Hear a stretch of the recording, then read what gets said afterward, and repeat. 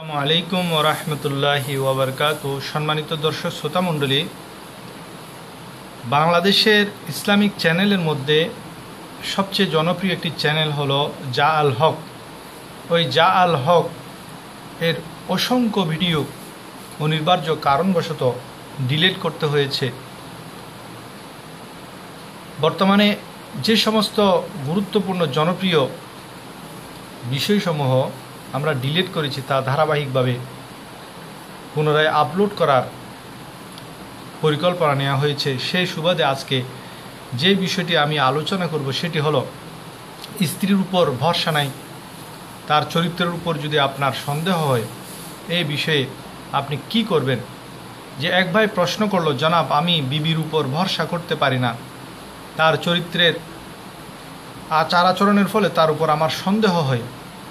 সে প্রশ্নকারী ভাই সহ যত লোক স্ত্রীকে সন্দেহ করেন তাদের জন্য আমার আজকের আলোচনা।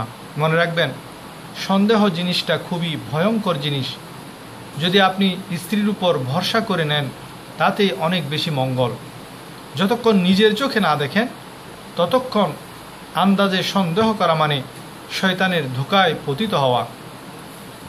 একটি বিষয় মনে রাখবেন, জেনার চাইতে হত্যা করা বড় গুনাহ। কিন্তু আল্লাহর বিধান দেখুন, জেনা প্রমাণ হওয়ার জন্য 4 জন সাক্ষী লাগবে, আর হত্যাকাণ্ড প্রমাণের জন্য 2 জন সাক্ষী দরকার। এর কারণ কি? এর কারণ হলো, আল্লাহ তাআলা চান স্বামী স্ত্রীর সম্পর্ক টিকে থাক, আর শয়তান চায় পারিবারিক সম্পর্ক ধ্বংস হয়ে যাক। তাই শয়তান যখন তার চেলাদের কাছে রিপোর্ট নেন, তখন সেই চেলায় বলে, আমি 2 জন স্বামী স্ত্রীর মাঝে ঝগড়া লাগিয়ে ঘর বরবাদ করে দিয়েছি। তখন বড় শয়তান তার সে চেলাকে বাহবা দিয়ে সিনার সাথে লাগান পুরস্কৃত করেন। সুতরাং স্ত্রী যদি কোনো ছোটোখাটো ভুল করেও ফেলে তা ক্ষমা সুন্দর দৃষ্টিতে দেখুন। আপনার সন্তানদের কথা চিন্তা করুন, সন্তানের কথা ভেবে ক্ষমা করুন, ঘর বাঁচান। আপনার আদরের সন্তানরা মা হারা হয়ে যাবে, তারা বরবাদ হয়ে যাবে। একটা নতুন নিয়ে আসলে সে যে আপনার আদরের সন্তানদের যত্ন করবে না। তাই যদি স্ত্রীর ভুলকে আপনি আল্লাহর ওয়াস্তে ক্ষমা করে দেন, ধৈর্য ধারণ করেন, তাহলে দেখবেন সে পাথর থেকে আল্লাহ তাআলা হীরা বের করে দিবেন।